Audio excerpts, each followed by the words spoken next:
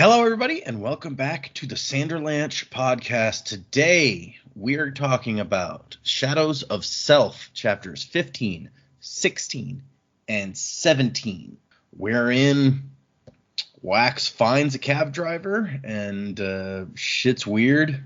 Melan reveals herself to our friend Aradel, and shit's weird. And we get Wax talks to Bleeder. There's another attack on the governor, and then Wax talks to his uncle, which, I don't know, that certainly gave us some information, I guess. So I'm Data, and with me is... Jamie. Jack. And Joe. So hang on to something, everybody. The Sanderlanche is about to begin.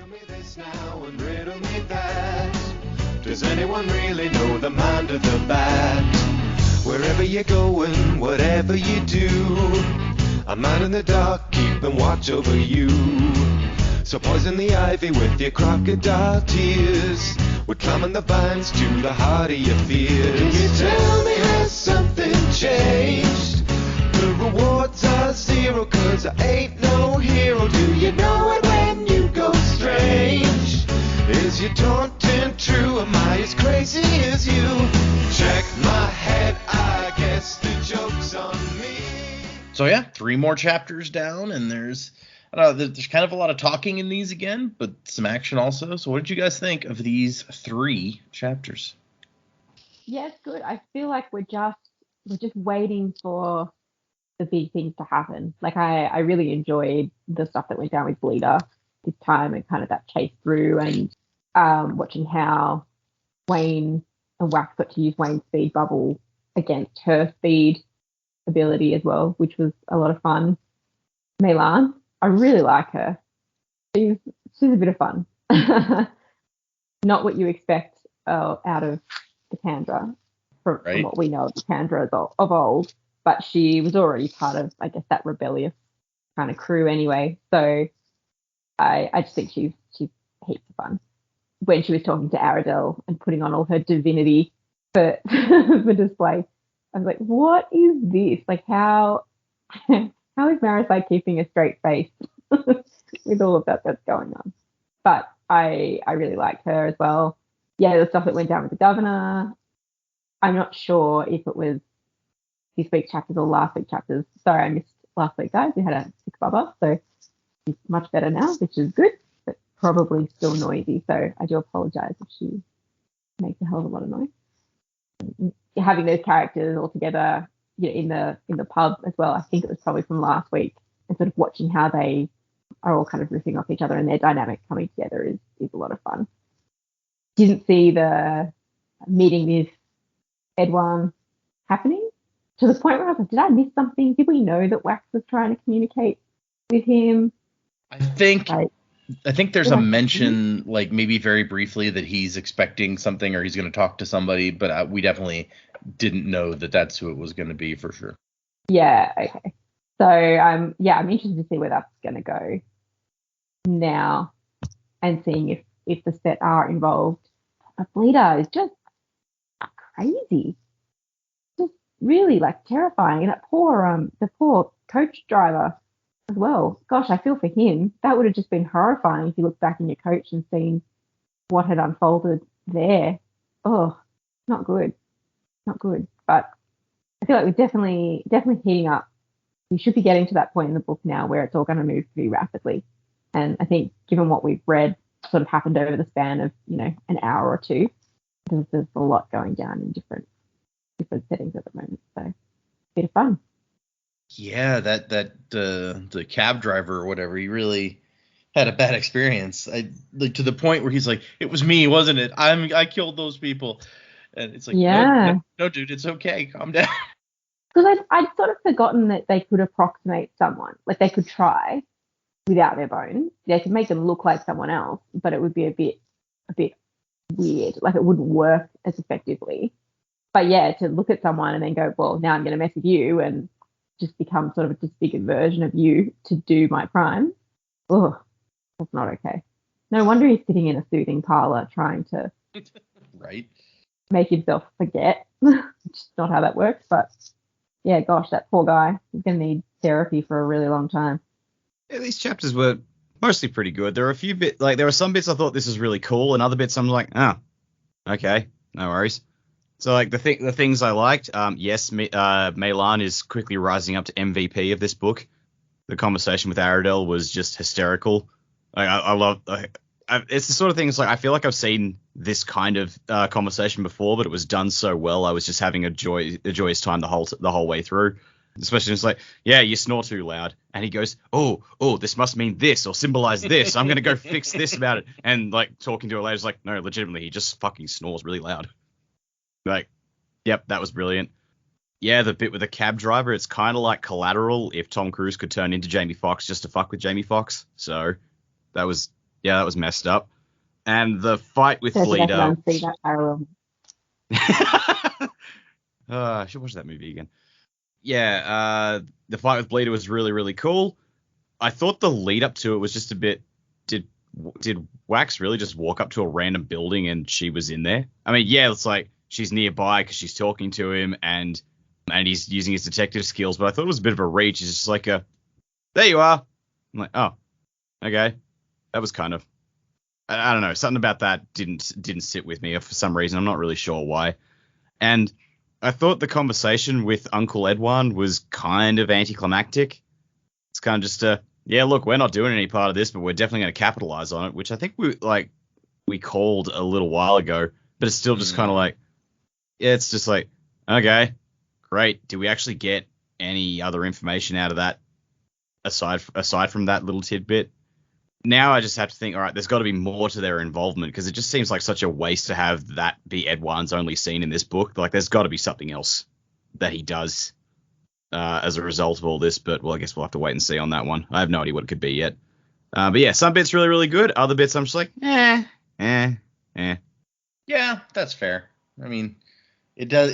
I can kind of agree that if that it would seem kind of anticlimactic that we've been like, oh, how's the set gonna be involved? They were the big bad guy in the last book, so they got to be secretly pulling some strings here. And if it was just like, nah, not really.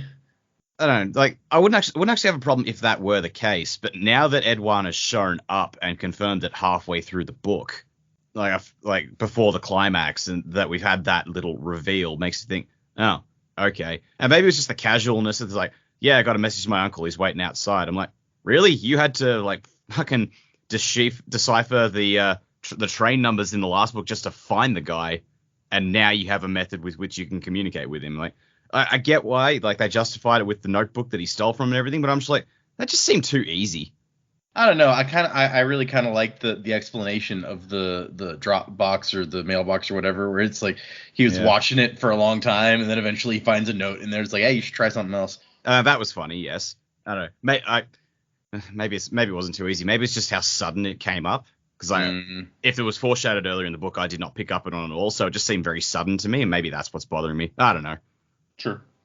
And people feel free to disagree with me on this. Like, this is, yeah. These chapters were good. I mean, I think I liked pretty much all of it except for with Dak, the Edward part. I was kind of like, this doesn't really feel like it fits too well with what we've been led to believe so far. Although, I do get that trope, the kind of like, you've got this bad guy who's working behind the scenes and you're now on a completely different case that you think he may be involved in. So you have a face to face with your nemesis just to be like, hey, you want to like work together on this if you're not involved? And then they're like, nah, we're just gonna let you deal with it. Like, I totally get that trope. It's something that exists, but it does seem kind of abrupt. I feel like, as Dax says, it's kind of like, okay, so he's been communicating with his uncle, which would be cool if we had kind of been in on it. But because we're not in on it until he sets up the meeting, it kind of seems like lazy writing to me. It's like, well, I need Wax to meet up with his uncle, but I didn't really write that he could have had a way to communicate with his uncle, so I'll just put it in right here in the same chapter where he does it. It just seemed kind of a weird choice to me. But other than that, I'm being nitpicky, honestly, because I liked all three of the chapters for the most part, except for that point. I really enjoy each and every moment except for that moment in this. There's something to like about everything that happens. I feel like the secret Conjura bad guy is a lot creepier and kind of.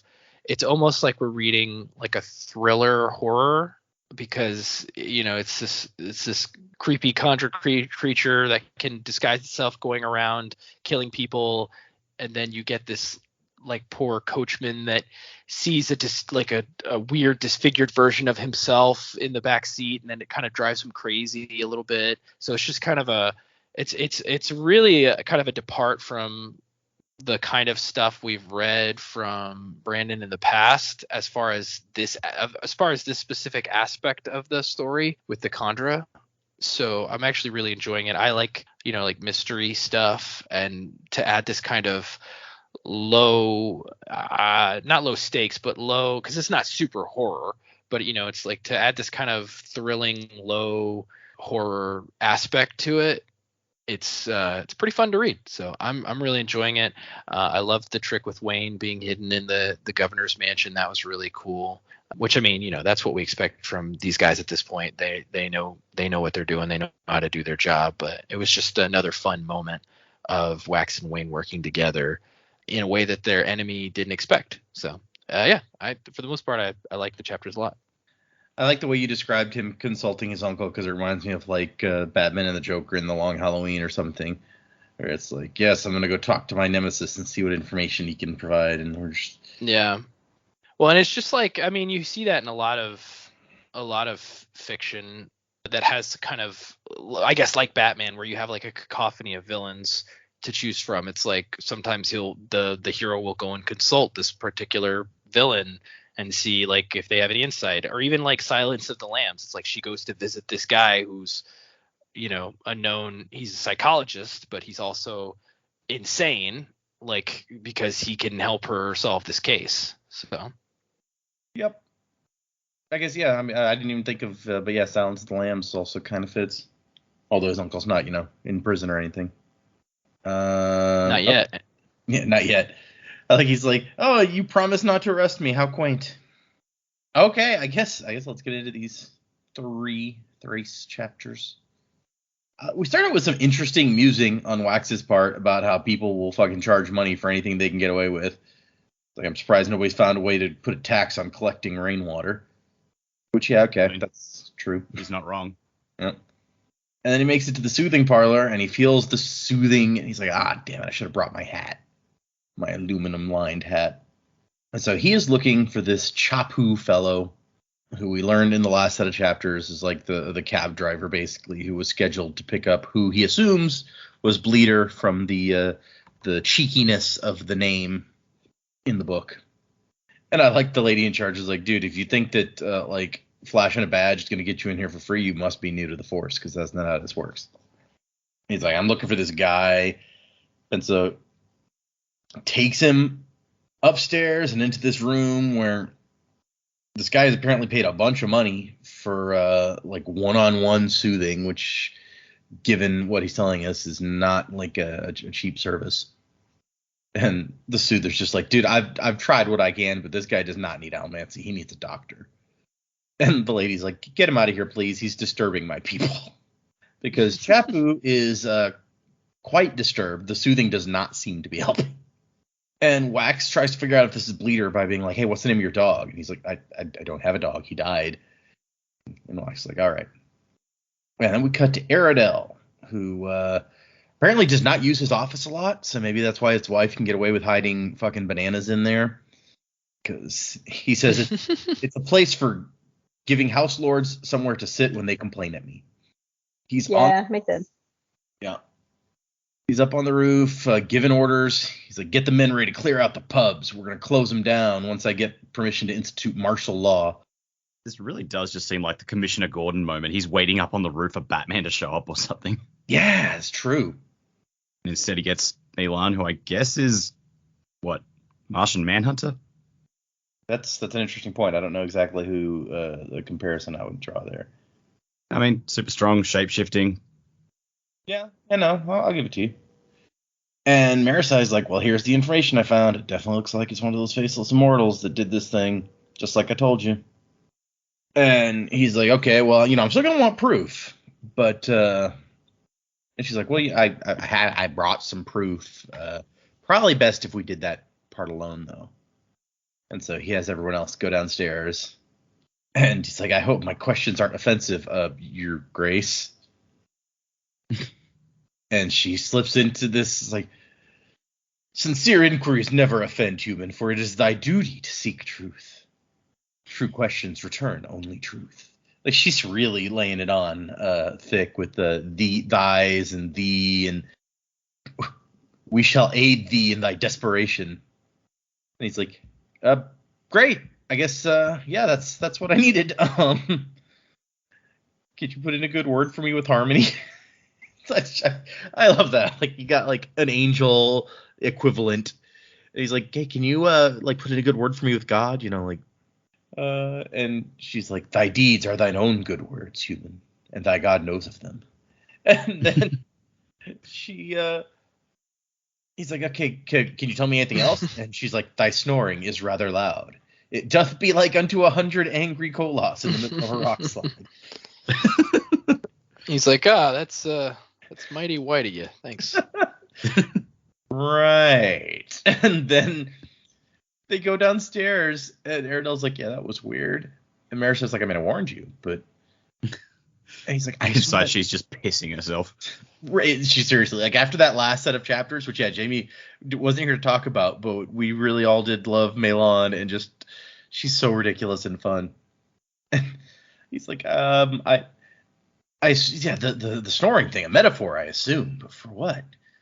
Yeah, I mean, it must be the constables. We're too loud, like, metaphorically. We're supposed to be serving the people, but all the complaints about brutality. Yeah, no, I see. I gotta change stuff. Which, okay, he took something positive away from it. I mean, I'm not gonna complain about him wanting to cut down on police brutality. Like, okay. Yeah, you shouldn't really need like the shape-shifting immortal to tell you that, but okay. Yeah, exactly.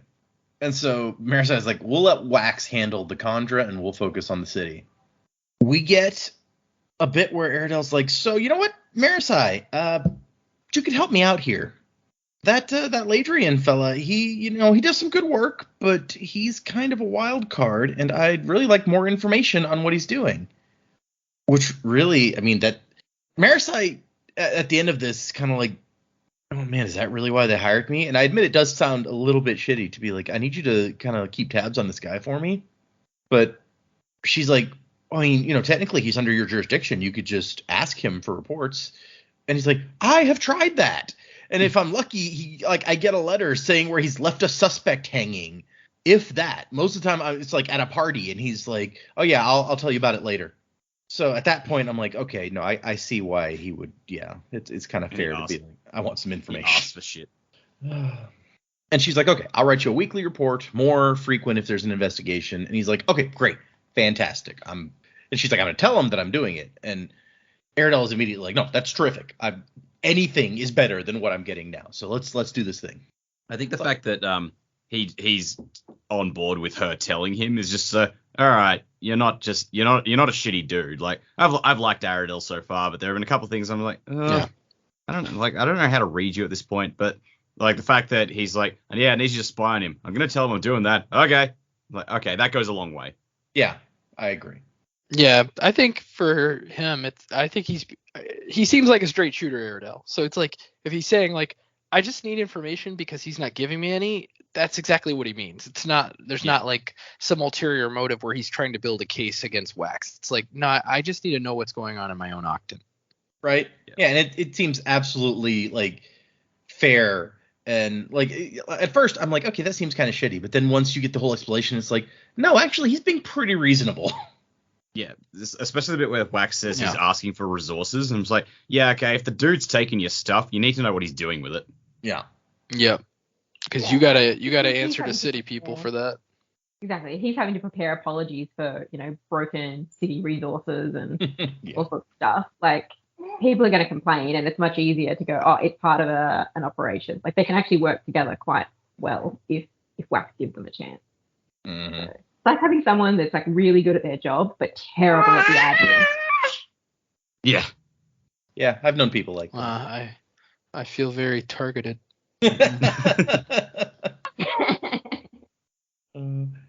And actually, speaking of Airedale, I kind of skipped over a little note where it's like his ancestor is a soldier who died as a martyr during the days of the Ascendant Warrior. Yeah. So, Yeah. Do we know anything else about Airedale, or is this the hook that we're trying to go? Ooh. I think I'm pretty sure this is new. We didn't have much information on him. So, Okay.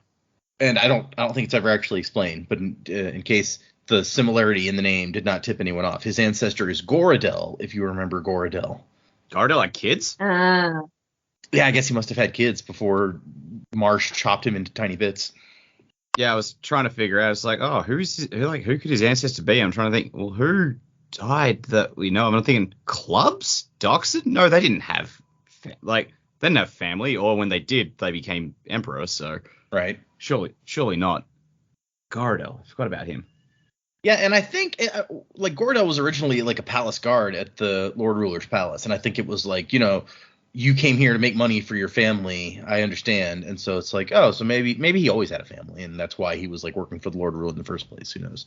Yeah, I guess. It's one of those things like we never really saw much about him. So, and right. I assume from the fact that you've told us it doesn't come up in the book itself. So not that I recall.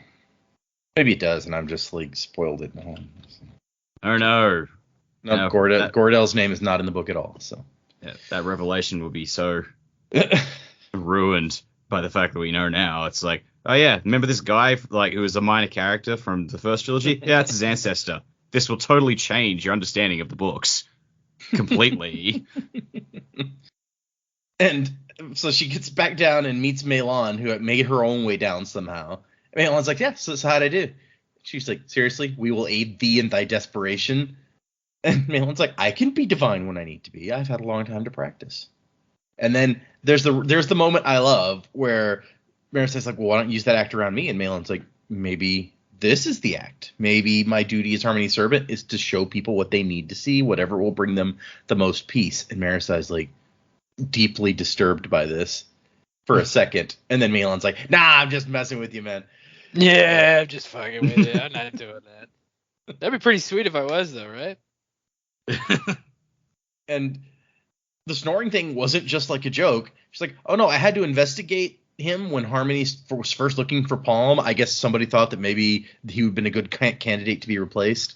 And it's like, nah, he snores like crazy. Oh. And then we cut back to Chapu, who is explaining what happened when he had his fair tonight that freaked him out so much. And so he's like, I was kind of freaked out by the fact that this guy came out of the church, hands like all red, and then I started hearing weird shit in there.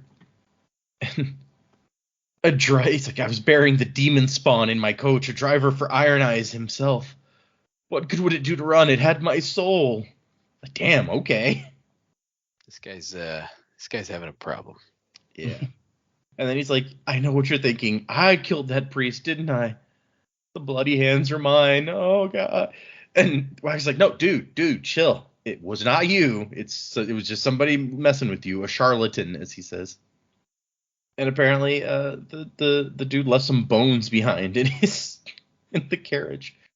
Or I guess what the hell am I gonna do with this? Bleeder is a female, so I guess it was not a dude, but yeah. And then Wax finds some weird glowy stuff. I was like, what's on the robes? He's like, this is weird. What's up with this? And he asks him where he drove the coach. And Chapu says Lestib Square. So Lestiborn's made it. There's a Lestib Square named after him, presumably. It whispered to me, Lawman, I will make you free. Left him some money, though, so that's good. And Chapu's gradually figuring out, it's like, so if I'm not crazy, that means that thing I saw was real. And Wax says yes. And he's like, I'd kind of rather be crazy. And Wax tells him the thing probably doesn't want you dead. And he says, probably? No way to tell for certain. But I bet money against it. At least it doesn't want you more dead than everyone else in the city. So, and it says Chapu looked sick. And Wax thinks, damn, I was sure that last part was comforting. Just, okay. Wax, I'm sure there's not much you can actually say to this guy at this point that's going to make him feel better. He's either crazy or there's this demon monster that's going to set him free, whatever that means. Like, it's not good any way you look at it. No, especially when you're like, yeah, I think I might want to kill everyone in the city. But so it's not personal, at least, so you can be happy about that. Yeah, not specifically targeting you, but targeting everybody. Oh, gosh. It's like, yeah, well, you know what? If a T-Rex bites me in half, it might not specifically want to eat me, but it did anyway, so... It wanted to eat you. Don't lie. Yeah. But So not me then- specifically. It was just like, Oh, whoever. yeah. It's just hungry. You happen to be there. Yeah. That makes sense, yeah. Yeah, he looks tasty enough. So then we get some more broadsheet pages. I like the big ad for A Hero for All Ages, where you got Vin and Ellen, and there's like a new opera about it. A Yeah. love to span eternity. Dummy that I am, like, before going to the next page on my Kindle app, I like just read the tiny newsprint and it took a while. And then I went to the next page and I was like, oh, it's all right here in regular sized letters. Okay, well. I also like the political cartoon where the Lion of Ellendale is spanking New Saran and says it's bedtime without supper too. But why? Yeah, I feel like we don't get a lot of information here, but this is kind of a peek into maybe some of the politics within the Rim. Because if you look at the map, New Saran is way out there. It's like on the edge. And so this is Ellendale is in some way expressing authority over this other city. I mean, that's, you know, it's basically Miles' whole thing. It's like, you know, the rich folk in Ellendale, they take everything and leave us with shit and tell us we can't do good stuff and blah, blah, blah, blah, blah. You're not wrong. Did Miles have a side gig as like a cartoonist? They're just reusing some of his stuff. And then we get the nuisance of negligent coin shots where this person is like, I've had to replace 3 lampposts and a gate because coin shots keep fucking up my shit. Yeah, I'm tired of it. Let's take back our dignity. I'm mad as hell, and I'm not gonna take it anymore. I just love We're that not gonna take it. anytime something is slightly bad, like these people are like, this is like going back to the world of Ash all over again. We don't have to take this. Yeah, it's like you guys have no idea what you're talking about. Yeah, there were volcanoes popping up out of the ground everywhere. But you're right, this is just as bad. I mean, I see what you guys are saying. That is terrible. I see what you guys are saying, and I don't disagree with you. But people do that in like the real world as well. Every time something goes wrong, it's like, oh, going back to the bloody dark ages. You're not wrong. Then we get a story about visitors from another world. This lady that one runs got my into attention. Yeah. She's out in the wilderness and she runs into a figure hunched by a pool, piercing eyes and a face like some otherworldly beast. I hadn't the courage to engage this visitor. So, there's a pool and there's someone who may be from another world. It's just, Maybe there's someone else we know in another world where there was some kind of mystical pool. Right? Elantris. Excuse me. I was gonna say it's like You should get that checked. it's like one of those death monsters from Sixth of the Dusk. A bunch of them do live right next to that pool. It's like it tripped, fell into the pool, and somehow managed to wind up here. She'd probably be dead though. Yeah, I mean it's either that or it's Hoyd wearing a fancy mask. So. And then we get The another. Chandra impersonating Void without bones. Ooh, deep. The Conjurer's like, I like this guy. I want to be him. And Hoyd's like, you have no idea what you signed up for. And then we get another bit of Gentleman Jack's story, The Sinister Soiree, where he's in New Saran and confronting this gunman whose mustache is waxed straight horizontal to a perfect point. My favorite part is, you'll recall in the last episode, A Sport of Spirits, where I'd been forced to flare most of my tin to counteract the effects of winning a gentlemanly impromptu wine sipping contest earlier in the evening. An impromptu wine sipping contest. Oh, Jack. What a guy. Yeah, that shit happens to me all the time. Somebody's like, oh, dude, we're about to do this wine tasting. I'm like, I'm in. This reminds me of, there's a bit in South Park where Stan is calling out his dad for being an alcoholic. And the dad's like, I am not an alcoholic. It's like, Dad, you're having a wine right now. I'm not having a wine, I'm having 6. It's called a tasting, and it's classy. Classic Stan. Or what's his dad's name? Steve? Randy, thank you. Randy. I was just doing a crossword puzzle the other day where one of the questions was like what Stan's mom's name is, and I kept thinking like Shelly. No, Shelly's his sister, but that was the only thing occurring. It took me forever to get Sharon. Yeah. Random South Park divergence. So back to Wax. He's hanging out outside the governor's mansion now, kind of just looking at shit. Oh my God! You killed a Pathian, you bastard! And he does consider sending someone for Lord Harms, which Joe was concerned about earlier, about, Lord Harms just being left there. And so he thinks about it, and then he's like, nah, I'll leave him there. I still was like, wait. Why? It's better he stay on his rooftop. Yeah, does he even have any food? Like, what are you doing, man? Oh, gosh.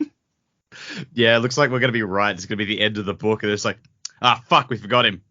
He can go up there and be like, oh my God. He's barely alive. He's like, thank God, has the danger passed? Yeah, like 3 weeks ago. Sorry about that.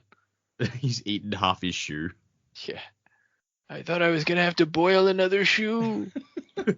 Where'd you get a pot of water? It's not important. It's like, I'm very rich, so I had someone deliver it. It's fine. Yeah. He had someone deliver all that, but not any food. Not any food. Yeah. Also, where'd you get that gun? I hid it in my buttocks. I saw it in a movie with a watch. Yeah. I had hit this uncomfortable hunk of metal up my ass. Oh, no, we're not doing it. We're not doing it. We're going to get into a Christopher Walken impression off, and those never end. You got a good one, Dak? Let's hear it, buddy. You really want to take that gun? I don't think so. No. You ever see that movie Nick of Time where he's the bad guy and Johnny Depp is like the good guy? Oh, God, I haven't seen that in fucking decades. Yeah, I know. It's been a really long time. It's an odd movie. Yeah. Weird. He's a decent bad guy, though. Okay. So Wax is hopping around buildings outside the governor's mansion, and that's Bleeder pops into his head like, oh, there you are. And then Bleeder starts talking about, like, hey, did you know? Basically, she's trying to explain white blood cells and shit to him. It's like, hey, did you know that you have these tiny things inside you? Even surgeons don't know about them. That's how small they are. And they just, like, fight stuff when it gets in there. And Wax is just like, okay, where are you? Close, watching, you and the governor. I will need to kill him, And so Wax starts walking because he knows Bleeder's close enough to hear him. But if Bleeder wants to stay close enough to hear him, Bleeder will have to move, and he will spot her. So, I don't know. Like, I'm trying to think of what we knew from Hemalurgy in the previous books, and the fact that Ruin could talk to people. And I know Ruin's like sort of an ethereal kind of guy, so maybe this doesn't apply to him. But it's like, what's the distance rule on this? It's a really good question because, yeah, like Ruin was basically everywhere at once, right? So he could hear you and speak to you, and it wasn't an issue because he was, like you say, ethereal. But with Bleeder, who knows? Yeah, Bleeder's tangible, so I don't know. Yeah, like this is just like scratching like that itch in the back of my head. It's like I need to figure this out, and I don't know how. I don't have enough information to solve this puzzle. We need to science this. It's like, Bleeder, you stand there. I'm gonna walk, and you keep talking, and I'll see when I can't hear you anymore. And then Bleeder kills everyone. Right. And so Bleeder says we're in a world where they eat metal. Yep. For like, magical powers, and we're like, I don't buy it. No, I buy all that stuff. Fine. Like the rules of that were already established. Like that was established books ago. Yeah. I don't know. I just kind of accept that. Yeah. Okay. She's obviously close enough, and therefore Wax goes, well, she's obviously close enough. She must be around here somewhere. Mm-hmm. Yeah, fair enough. Jamie, don't try to fit us in and conform us to your world. I know. I just suck the fun out of everything. I know this about me. Oh, she was amused by that. Yeah. Bleeder is telling him that she's going to set everyone free. I'm going to take this people and I'll open their eyes. And there's one interesting point to me where Bleeder says, he's just another pawn. And Wax says, I don't know that. And Bleeder says, I wasn't talking to you that time, Waxillium. So that's kind of, I wonder what that's about. I mean, we know she has associates in some sense, because there was, like, we already talked, like, there was another point earlier when it's like, oh, there were two people here, not just one. So, either that, she's just talking to a victim as she kills them. So, I thought she might have been talking to Harmony. Could be. Yeah, that's where my thoughts went too. Me also. Well, hang on. If she's talking to Harmony, couldn't Harmony then find her? Maybe. That's a good question, actually, yeah. But that is when he spots her on the second floor. His technique of trying to ferret her out works. And as soon as he picks her out, she's like, oh, you're good. Ever the detective. And he goes, not really. I mean, in the roughs, you basically just use guns for stuff. And she's like, oh, well, that's a fun lie. Do you tell that at parties to youths who've read too many stories about the roughs? They don't like hearing about interrogating family members of a man gone bad or tracking down gunsmiths to see who fixed an outlaw's rifle. And he's like, how do you know about that stuff? I do my homework. It's a conjure thing, which I assume Meilon explained. So we also have found out that she knows that Meilon is involved in the hunt for her and is working with Wax, so she's been keeping tabs. And then Bleeder whispers audibly, have you asked him? Harmony, have you asked him why he didn't save Lessie? A whisper at the right time, telling you not to split up, a warning in the back of your mind, telling you not to go down that tunnel. You could have saved her so easily. He could have just snapped his fingers and made Bloody Tan drop dead on the spot, but he didn't. Have you asked why? And Wax does not like this area of inquiry. He's like, you don't get to talk about her. Yeah, no joke. And Bleeder's like, what? Maybe he wanted her to die. And that's when Wax starts shooting. Not really to hit her, but just because he's got to do something. Yeah. He's pretty upset, understandably. Yeah. And that's when Bleeder makes her move at super speed, going for the governor.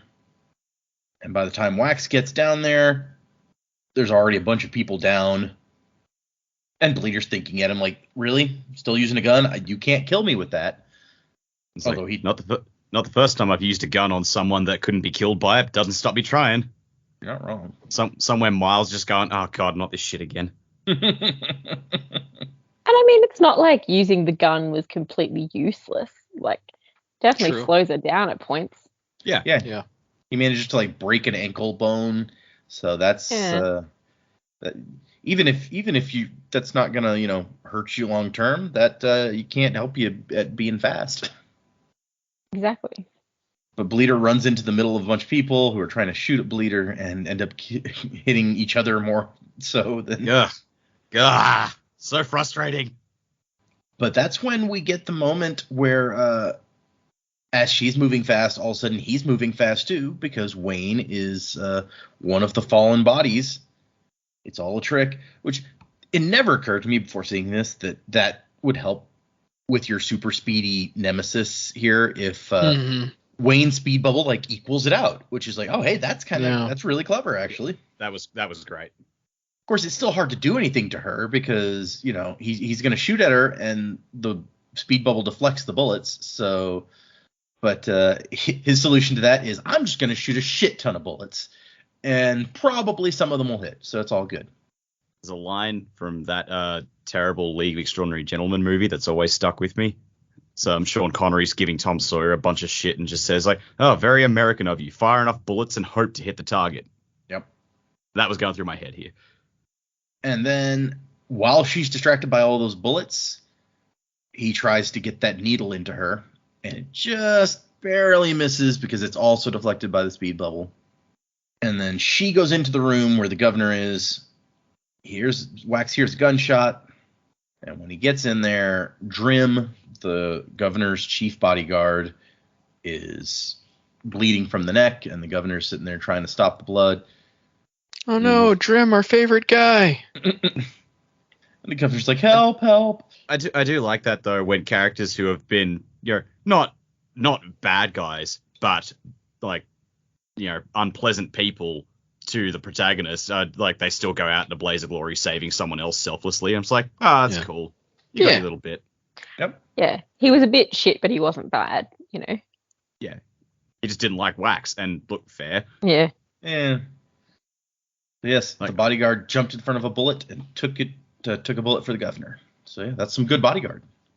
Yep. And so Drim's gone, Wayne says, and then Wax sends Wayne up to help out with some other casualties. And Wax exchanges the secret passcodes with the governor so he can confirm that this is actually him. This isn't like Bleeder didn't come in here, kill the governor, eat him, and change into him that fast. And so apparently she came in here, took a shot, and then left. And he's like, why? Like, she could have easily finished me off. And Wax thinks she's only had ferrochemical powers for a couple of weeks, and you have to save up speed to use speed. And so it takes a while to save up, She's used a lot so far this book. And he thinks to himself, also, maybe she just wanted to scare the governor. I don't know. And he's trying to get the governor to leave again, and the governor's like, no, have you seen what's going on out there? I'm going to have to talk to these people. Which, again, I'm just like, all right. It's not the smart play, but I don't know. I feel like, especially after what's just happened, it's like showing a bit of backbone. Mm-hmm. It's like, no, I need to address this. I can't just run and hide. Even Wax is like, I got to respect the guy's grit. Yep. And then Wax goes down the tunnel that Bleeder disappeared down, finds a red cloak, because we didn't mention it, but she was wearing like Marksman's outfit from earlier in the book.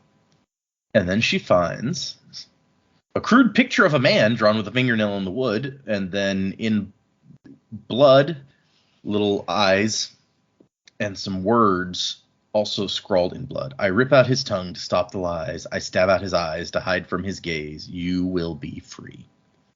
That's not creepy or anything. No, not at all.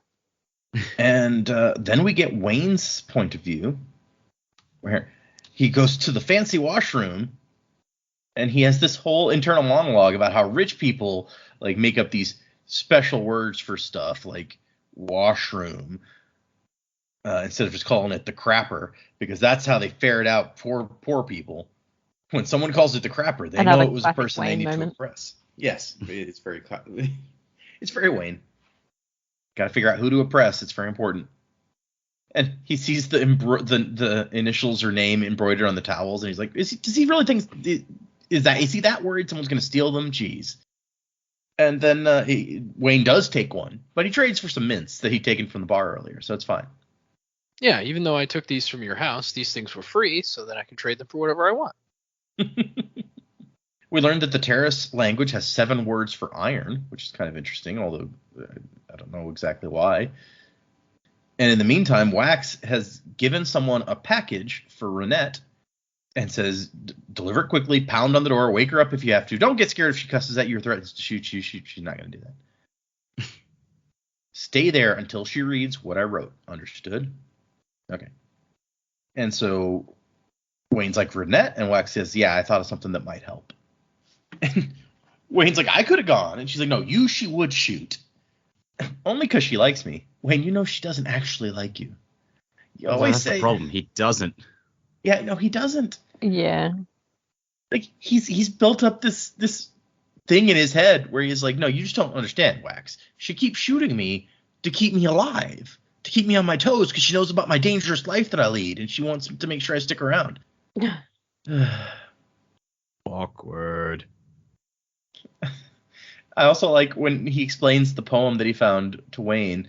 Wayne's response is, no, I'm as for dismemberment as the next fellow. But that's a mite violent for this time of day. Yeah, I mean, dismemberment's all well and good, but at least take a guy out to dinner first, buy him a cup of coffee, and then dismember him. Yeah, like the dismemberment's a lunchtime thing, and we're into dessert now. Like, come on. And they theorize that maybe she was Marksman all along, which is an interesting possibility. I don't know that it makes a big difference, but. And Wax says that he's kind of turned the common folk against him by taking down Marksman. And Wayne goes, they didn't actually like you very much in the first place. Well, Wax is like, what are you talking about? I'm a hero from the roughs. And Wayne's like, dude, you're a cop and a house lord, and you can fly. This is not weathering. You can't convince a fellow you're on his side by slapping him in jail overnight and playing cards with him until he sees you as a regular chap. And then Did he do that? I assume probably a lot. I mean, you know. And he says, I'm amazed that worked. Right? Even out in the lawless places.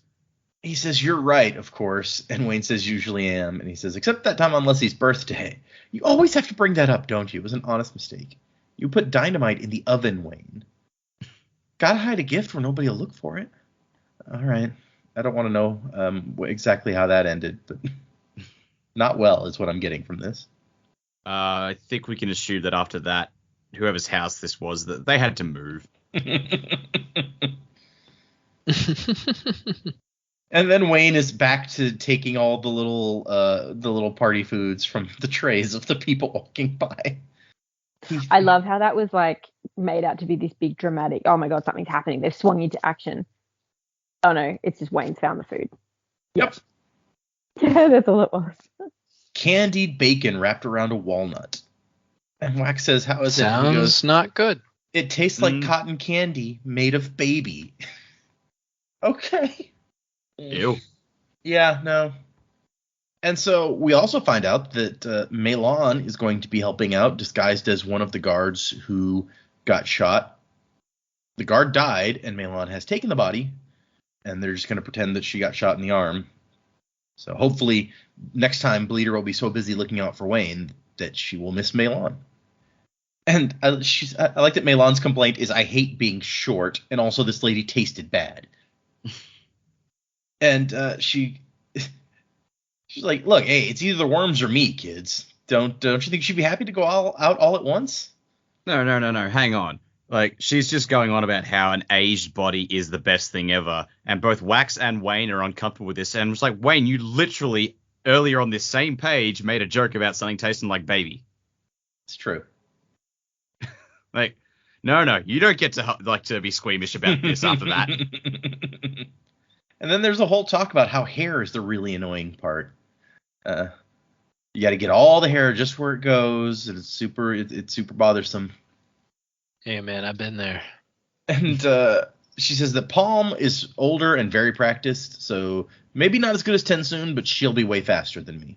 Sure. And Wayne's response is, isn't that tough? Like, I once had to eat 20 sausages for a bet. Spent an hour on the ground moaning like a fella. Yeah, anyway. That was my favorite line. You skipped right past it. He's talking about stuff getting out of his... Right. Trying to force a mango through his delicate donut. If his you catch delicate my donut. meaning. Yeah, basically he had a giant poop. Yeah. Anyway, no, Delicate donut, great band name. He Yeah. didn't even have a giant poop. He says he was on the ground moaning like someone who was having it. Right. Like, it's so unnecessary. Yeah. And Giant sausage poop. I get it. It's a joke. I like her response is, "You're cute," and he goes, "I'm taken." Sorry, ladies. Sorry. I'm taken. And she goes, "Actually, that's not the problem. Like, we can expel excess, which makes doing transformation near a drain like in here convenient." Which, okay, that's gross. Yeah, that is gross. I can expel whatever I need to, you know? It's fine. Like, what's that dripping noise? Nothing. Oh. Nothing. And she says, "Fortunately, for a quick change like this, I can ignore the hair under the clothing." And Wayne's like, "So we maybe could tell if someone was a Khandra by..." And she goes, "Seeing if they had leg or arm hair, that might work, but only if they had to go fast." And Wayne's like, "Arm hair, right?" Yeah. I was thinking of arm hair. Now, Wayne, I thought you were taken. Okay. Oh gosh. Keeping Wayne's comments aside, though, especially if it's cold and winter, you'd be like looking at that woman's legs going, "Have you shaved? You shaved in winter." Okay, there's some merit to this idea. Got her, guys. Found her. I feel like Wayne's are more like I don't think any of the Sanderson books we've read so far have had comments quite like Wayne's. Is what I'm going. Oh, no. No. And they Wayne never is one of will a kind. again. Oh gosh. I also like he shows her what he found, the glowy stuff, but it's not glowing because it's not dark. He's like, "Hey, have you ever seen this?" And she's like, "I don't have a lot to go on here, Chief, but I'd say it's an empty glass vial." But no, it turns out that this is a bioluminescent fungus only grows in the Kandra homeland. And Wax is like, oh, okay, so we'd expect her to go there. And Malon's like, no, we don't hang out there anymore. We have homes. If we want to meet up with others, we catch them at the pub. The fact that she was there wearing the body of someone she killed, that's nauseating. And so Harmony gives Wax permission to go into the Kandra homeland. I'd like to buy that good-looking blob a drink. Just don't break anything, lawman. It's acid, by the way, that I'm buying. So I'm an assassin. And the footman comes up and says, Lord Ladrian, your coach has arrived. And Wayne's like, what the fuck was he doing with the coach? He flies everywhere. And Wax looks at the card and he's like, okay, let's do this. And Wayne picks up on what's happening because Wax says there's only one person in town who might have an inkling what Bleeder's up to. And Malon's like, what are we talking about? Wax is like, have you ever heard of the set? Bum, bum, bum. Bum, bum, bum. And so here's where we get the thing. Based on the note, the book that he stole from his uncle last time, the date book or appointment book or whatever, he found a safe deposit box of his uncle's and watched it for several weeks before he found a letter inside suggesting that he try something else. And since then, he's kind of exchanged letters through this Dropbox with his uncle. And his uncle's actually very, cordial. It's like, nephew, you can't imagine my joy upon receiving your note. And with a promise to not arrest me. So quaint.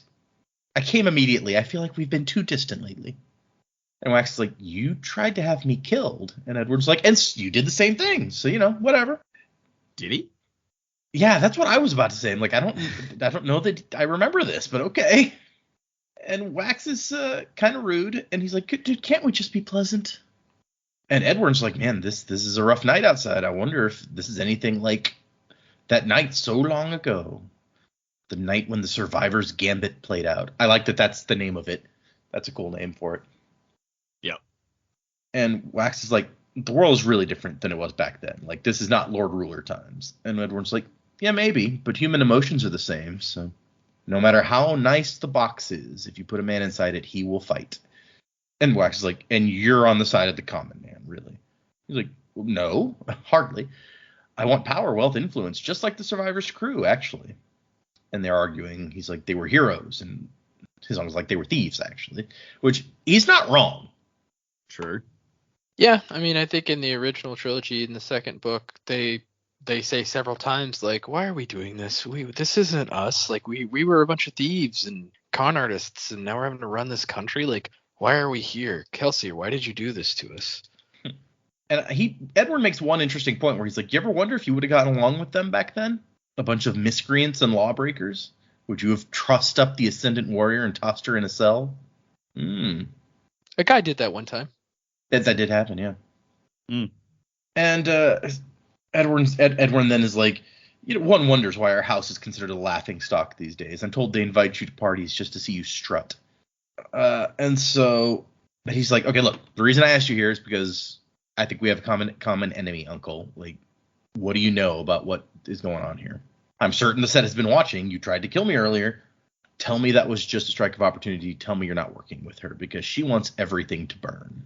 And Edward actually admits that Wax's pursuit of them has caused them some issues. Half the city's criminal elements are too frightened to work with the set for fear that you'll show up on their doorstep and shoot their mothers.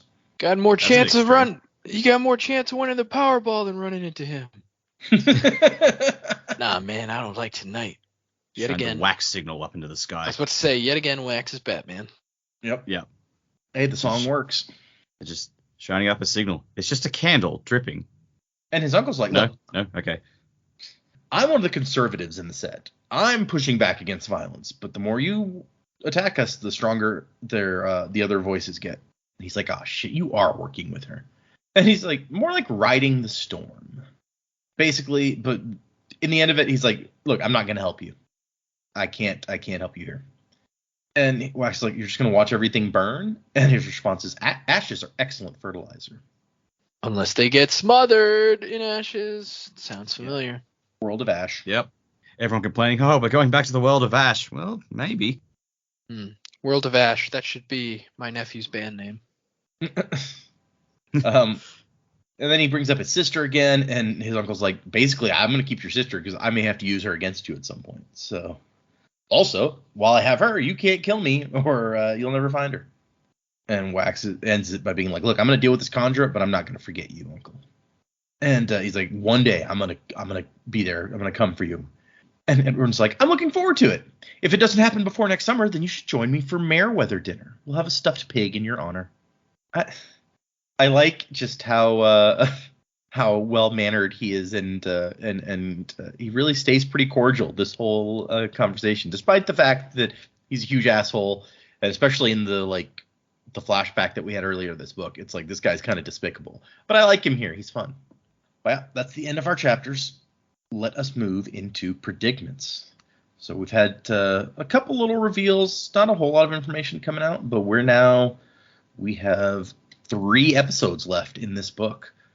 So what do you guys think is going to happen? Yeah, gosh, I don't know. I feel like there's so much that has to be resolved before we get to the end, and 3 episodes is not a lot of time to do it. I think. Okay, what I'm hoping for is that we actually see Tensoon in the homeland. Maybe he's still chilling out down there. Oh, that would be a good place for him to show up, right? If he was actually going to show up. Yeah, What's this dog maybe. doing here? Yeah, I mean, you never know. Maybe Tensoon is someone's pet now. Just randomly show up. It's like, actually, your dog didn't die. Here's a good bit of news. Yeah, Shapu's dog. Yeah, possibly. Who knows? But yeah, I'm still really hoping that we do actually see Tensoon in this book. But we'll see how that goes. I don't know. I just don't feel like we've got enough pieces of the puzzle to figure out what's going to go on. I think we've spoken before about we've still got all these missing women from the first book that we haven't resolved that yet. I don't know that we're going to figure that out in this book.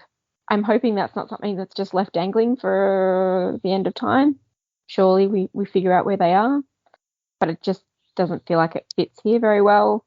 Although now that we've had Edwin in there, maybe it'll come up. Not sure. Bleeder and the governor. Oh, okay, yep. So the governor. I think he's kind of like, I need to stand up and get sort of the people on board with whatever he wants to do. And then Aradel wants him to shut down the city. And I feel like we're going to have some conflict there. Maybe the governor's going to do what he wants to do, and that's going to cause even more problems. We've definitely got this city riot coming up, I think, with a sense of urgency. We'll probably see that play out pretty quickly now, which will cause some problems.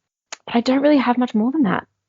Really, I still feel like this story could go anywhere at this point. That's an interesting point that I hadn't actually considered, is that, yeah, Baradel's asking for martial law to clear out the pubs and kind of quiet things down, and the governor's like, I want to talk to the people. So yeah, there may be a conflict there. Yeah, and I just don't see that martial law would go down very well. And I feel like they're already stretched with resources. Even if they did declare martial law, I don't think it would be effective. Yeah, maybe not. That's a good. Who knows how many cops they have total? Okay, so not long to go. I keep coming back to the drawing, the little sketch of dismemberment that Bleeder left behind, and it really makes me think, like, I think I should need to go back to what my initial thought was. Something has snapped inside her, and she is, like, rebelling against Harmony and, like, the people that he has created. Like, this could be like a Dogma thing, where she's like, oh, why the hell did the humans get all the good stuff, and, like, we're held as agents for them? Like, why can't the Kandra inherit the Earth? So maybe that's what she's trying to bring about, just to spit in Harmony's face a bit. She wants the human society to tear itself apart, but just so that, she can laugh at Harmony and say, this is what your, precious humans have done. The whole bit about escaping from his gaze is like, she's already done that by pulling out one of his spikes. So she ripped out his tongue, which is what he uses to communicate with people. It's ripped out the spike. That's the tongue that he uses to talk to everyone. So I think that's Bleeder's end goal. I don't there's more books in this series, so I'm fairly certain she doesn't accomplish it. But I think that's her goal and her end game. So don't know how we're gonna resolve that whole issue with her, but I feel like she will get hit with this syringe full of goop that makes them melt. But I think someone else is going to administer it Like, it's not going to be any of our main characters. I feel like right at the end, someone, it might be Aradel, could be Tensoon, comes in and does the heroic sacrifice, and maybe if it's Aradel, he dies getting the syringe into Bleeder, but I think that's how she's going to go out. Okay. Yeah, it does feel very Chekhov's gun, right? Like, if we don't see a Condra getting hit with this thing, then what was the point of all of that we've had with it so far? Yeah, but it's like going to be this despair of like, no, like we're all beaten and we couldn't get it into her, and now she's going to kill us all. And then kind of like how like last book with Maricide, it's like no one was paying any attention to her, and she was the key to undoing Miles. It's going to be some other character who no one's paying attention to at this point. And like, yeah, part of me, I think I really want it to be Aradel. I don't know if it will be, but it'd be nice to see him just like come in and like actually let the police win this one. Sure. So are you still sticking to your you think Aradel's going to die prediction as part of that? Maybe. Okay. Like he gets close enough, jams in her, she turns around and she snaps his neck or something. But as she does that, she just deblobs. Okay. Yeah, I can see that. Yeah, it makes sense. Interesting. I'm gonna stick with my overall themes for my predicaments so far. That being, I think that Edwin is actually Wax's dad. Whether or not we find that out in this book or not, I don't know. And then also, I do think that Bleeder is going to end up being the Condra that was Lessie, and maybe Lessie's even her like true body or one that she picked. I don't know. That'd be interesting if it was. But anyway, and I do think we're going to go to the homeland. I do think that we're going to see Tensoon, hopefully, because why on Harmony's planet would they keep mentioning Tensoon and then Tensoon not show up? That'd be really annoying. That would. Yeah, he's really being brought up a lot, isn't he? Yes, he's been brought up several times, and I'm kind of like over it. Like, okay, either deliver Tensoon to me, or stop talking about him. Bring Tensoon or get off the pot. Yeah, bring him to me. And so, Tensoon's gonna show up, whether in dog form or not. It'd actually be funnier to me if he just like was some random guy, and then he's like, psst, hey, I'm Tensoon. What's going on? And his like true bones were dog bones, but he just like put like human stuff over the bones, like the true body or whatever that he has. Yeah. And it'd be cool just to see, like, to have a display of how quick he is at changing bodies, since he's he's the third generation, right? Yep, third generation. So it'd be cool to see how quick he can do that. I do think that Bleeder is going to get stabbed. I think maybe that's what Wax sent to Renette, is like a plan of some kind of projectile where they can administer the syringe. Oh, that would kind of be up Renette's alley, right? Yeah, so I think that's perhaps what he submitted to the messenger to give to Renette. It's like, hey, I need a way to administer the syringe to somebody who can, move super fast. So that'll be cool. Or maybe he just in general, which would be a really cool idea. Maybe in general he's coming up with a plan to have Renette create projectiles that he can shoot out of speed bubbles and will go straight out of the speed bubbles. That would also be pretty sweet. That would be sweet, but like, how she has to test this, right? Right. She has to have Wayne on the firing range. Yeah, exactly. So yeah, that'd be cool to see. Hopefully that's something like that is what's going on with Renette. And yeah, I kind of like Dak's idea that maybe Aradel or somebody random will be the one to kind of get the win here. I think it'd be nice to have the cops get the win, because it would kind of puts the spotlight more on them than on Wax, because I think the spotlight being on Wax, this book has kind of continuously shown like, hey, yeah, it's not a good idea for Wax to get all this attention with what he's doing, because most of it's ending up being negative. So he probably needs to take a step back. So my other theory and thought on that is possibly that things go so wrong at the end of this book that something really terrible happens, and then Wax is blamed for it, and he's like stripped of his constabulary status and stuff, and maybe even ostracized from the city. And then like that would be a really cool kind of, I feel like that's like a trope in detective stories where it's like the detective is ousted from all of their usual resources, and then in the third book, he's gonna kind of play it rough style under the radar and stuff because nobody wants to work with him anymore. So taking away his license to kill. Yeah, exactly. Basically, James Bond and Die Another Day, but better than that because that movie's not good. So might be interesting to see. I feel like that's slightly tougher in his case because he's like a house lord of a major wealthy house. But sure, not to say it couldn't happen. Yeah. No, yeah, his house could totally collapse, especially if like the set wants that to happen. Yeah. While he's busy, messing around with doing all the law enforcement stuff, the set's putting money plans in motion to get him to make him bankrupt or something. Yep. Especially if he's pissed them off so much, like that sounds a good use of their resources. Oh yeah. Yeah, right. And that would be interesting because we know that Wax is like probably the one house lord that's like, if you take away all his money, he's not going to be that put out about it because he's been there. I wonder if, like, now that you said all that, I'm just thinking like your prediction and mine like could go hand in hand. Like the end of the book, Aradel saves the day, and the cops get the win, but then like those disasters are then blamed on Wax. And let's say Reddy is Aradel's successor to the role, and he's very much not on Team Wax. So then, like, he just leads this campaign of anti-Waxness, and that's what gets him forced out. Like, that could really work. Yeah, I wasn't being that specific with it, but I did kind of like your theory. I was kind of jumping off that to form what I'm just spitballing here. Yeah, no, that's good. I like that. It's fun. Then we got it, in the third book, we got a real hard-boiled detective who's just like, oh man, everybody hates me. It's like a male Jessica Jones. It's like, oh, I just caused trouble and I hurt everybody and I'm a piece of shit. And then, he comes out of it and he's stronger than ever. But then, like in the third book, he loses Wayne. Wayne dies, and you're like, no, Wayne. And then just all of it. Could you imagine, like, if Wayne dies in the third book, and then like the fourth one that comes out says Wax and it just has a big cross next to it. Book 4. Rough. Yeah, that would not be. Wow. Oof.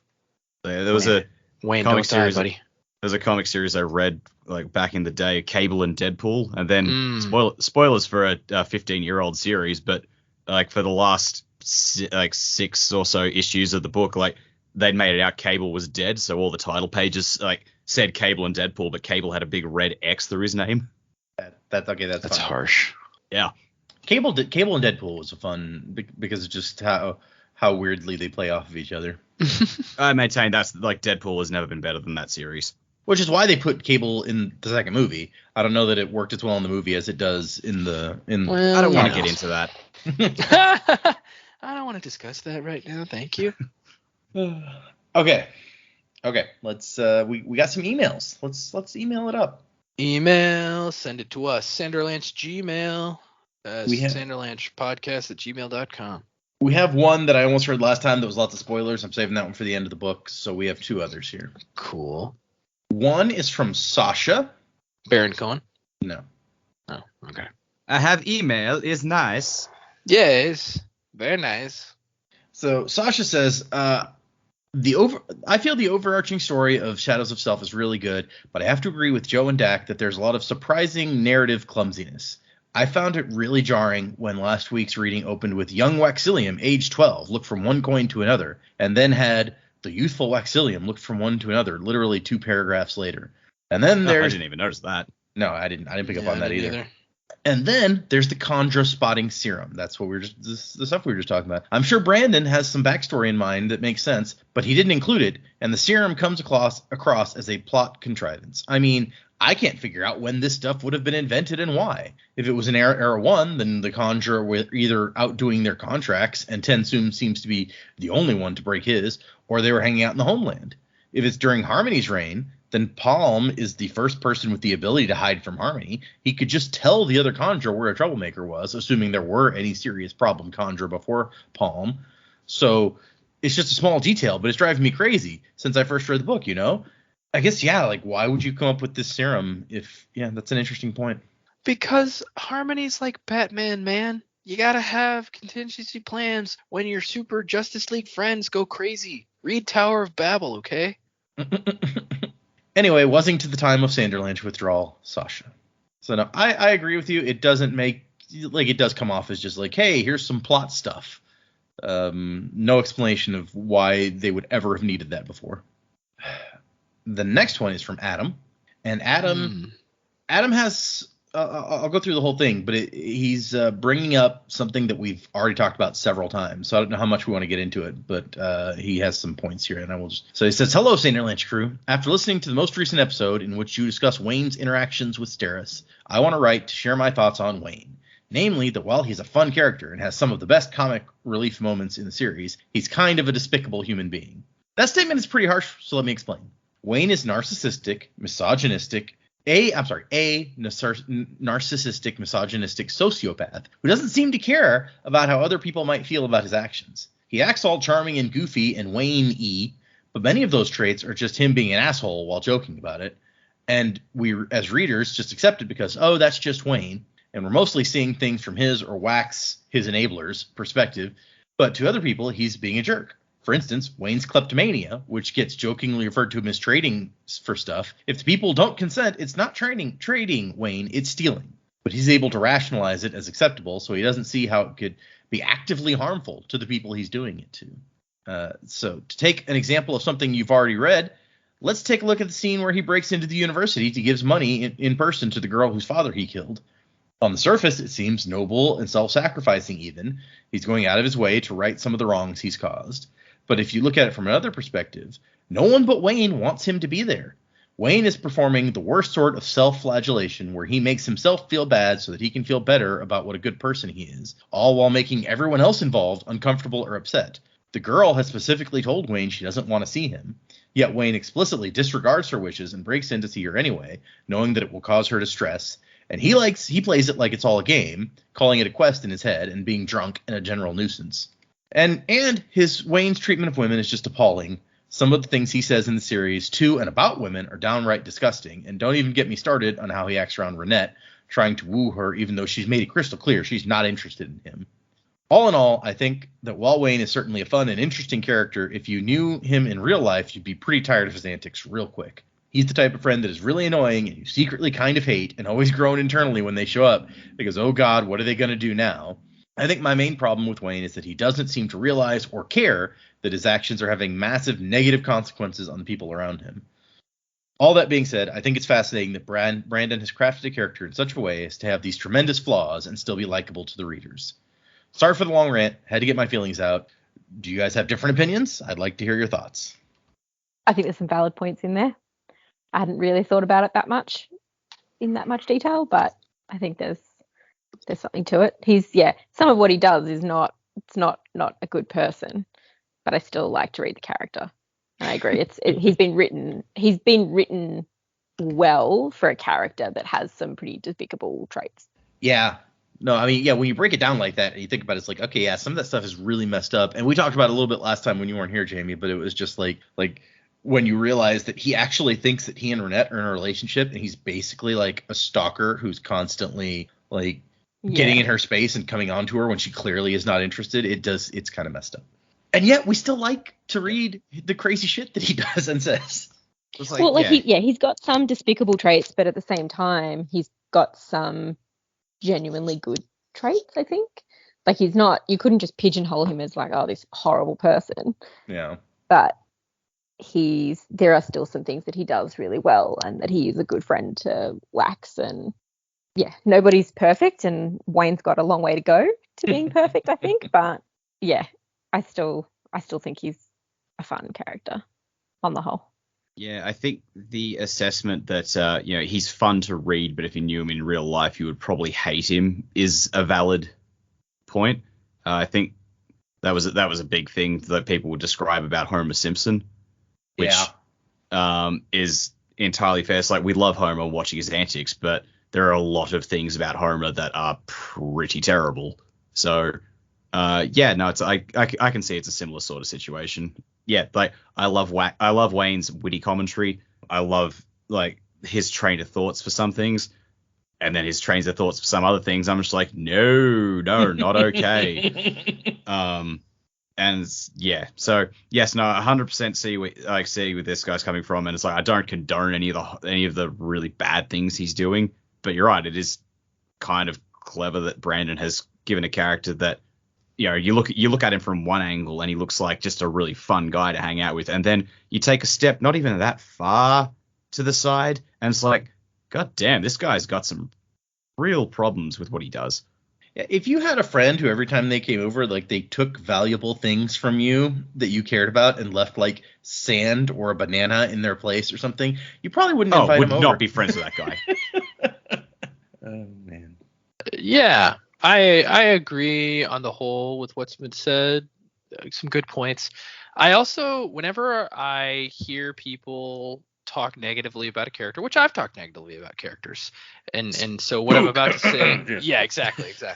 So what I'm about to say may be an unpopular opinion, but when I hear people talk negatively about characters, I also stop and think to myself, in this particular instance, what I mean, like Spook, he's just a whole thing. Wayne is also a whole thing, but at least he's funny, you know. Wayne has the thing where he's a fictional character, and so when you look at all his negative traits, since he's fictional, it's easy for me to just say, okay, let me look at the positive traits, and let me look at the negative traits, and let me just do a quick list. Do I like Wayne more than I dislike him?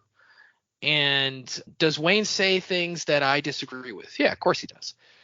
But he's also not real. Does Wayne do a bunch of funny stuff that I think is hilarious? Yeah, of course he does, but he's also not real. So do I think what he's doing is right all the time? No.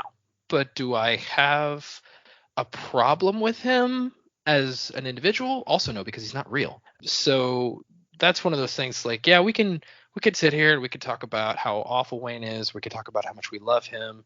But at the end of the day, he's a guy on a page. He's not a real human being that we've met.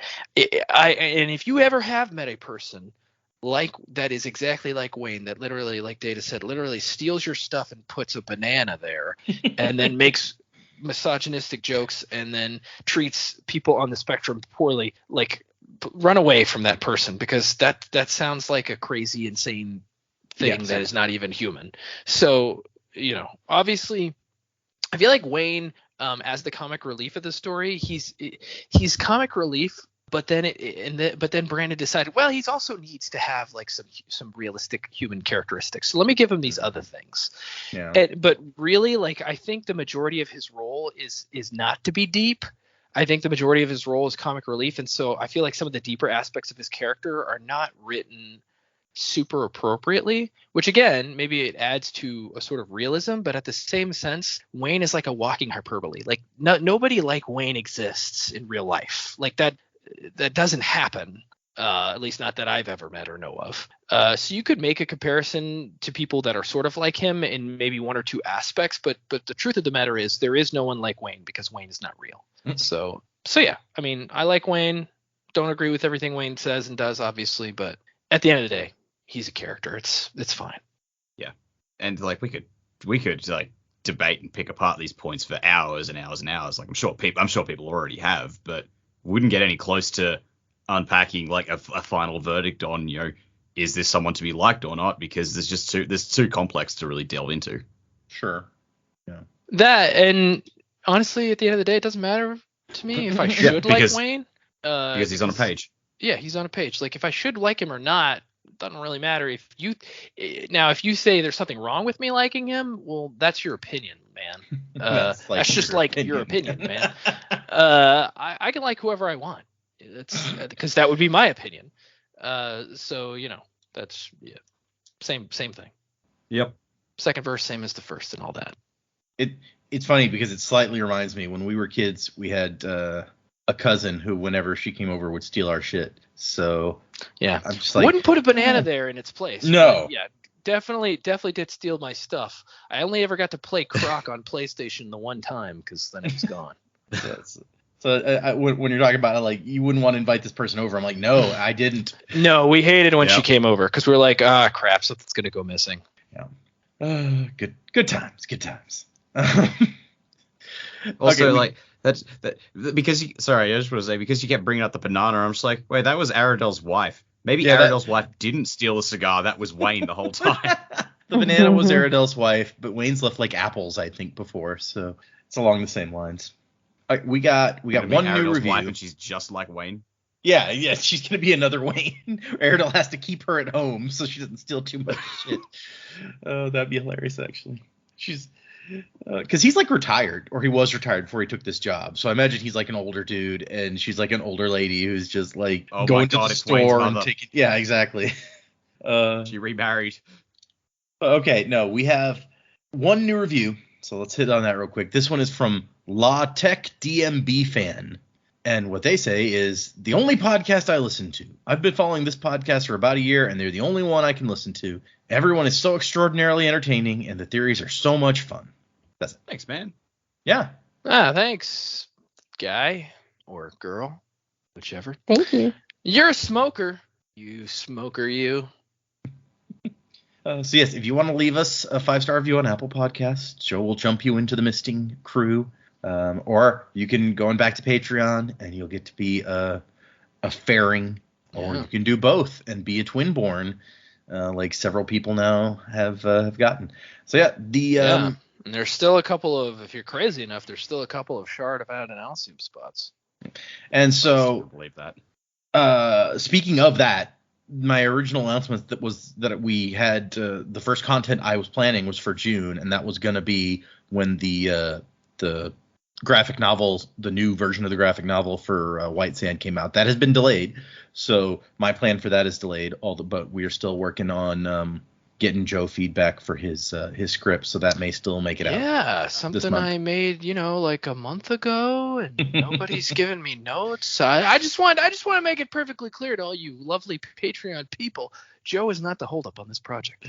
That's on me. I've had the notes and just haven't got around. Oh, to it's not. It's not you, Dak. It's not on We're you. not waiting on you, buddy. Me. We're waiting on a guy who hosts a podcast who shall remain nameless, who has given me absolutely no feedback. Instead of I don't really get the jokes. For next time, we are reading 2 chapters. That is 18 and 19. And after that, we're really gonna the final 2 episodes are like 4 chapters each, so you can tell that things have definitely started moving by the time we get to the episode after next. Mm. None of those 6-chapter speed ups or anything. This book. Yeah, not quite that fast. Although the last section of 4 is actually pretty short. It may be the shortest section we've read this book, but it was just like, well, that's all that's left, so that's what we're gonna read for that episode. But yeah, so if you're following along, 2 chapters for next time, 18 and 19. Does anyone actually read at the same speed as us? Like, I know a few people started doing that initially when they had a backlog of episodes to get through, but I think everyone who's caught up by now has just said, yeah, I can't wait. I'm keeping going. Yeah, quite possibly. I don't know that I've seen anyone who's explicitly. Angela Prime is sometimes behind and sometimes ahead, just depending on how school was running. But other than that, I don't know that anyone has specifically told me recently that they're like reading along with us. But just in case, I throw it out there. Music by Miracle Sound. Did I say that? I forget if I said that. So yes. So if you'd like to send us an email, the address is thesanderlanche@gmail.com. Find us on Instagram and Patreon and Facebook. And I finally got that one file that I couldn't get for YouTube. I got it to work. So I'm about ready to upload all the Alloy of Law episodes. By the time that this episode of the podcast comes out, all of Alloy of Law should hopefully be on YouTube. So we'll be close to caught up. Not quite caught up, but pretty close. So yeah, find us on YouTube if you like. So thanks, everyone. 2 chapters for next time, and wasing to the time of next. Colo?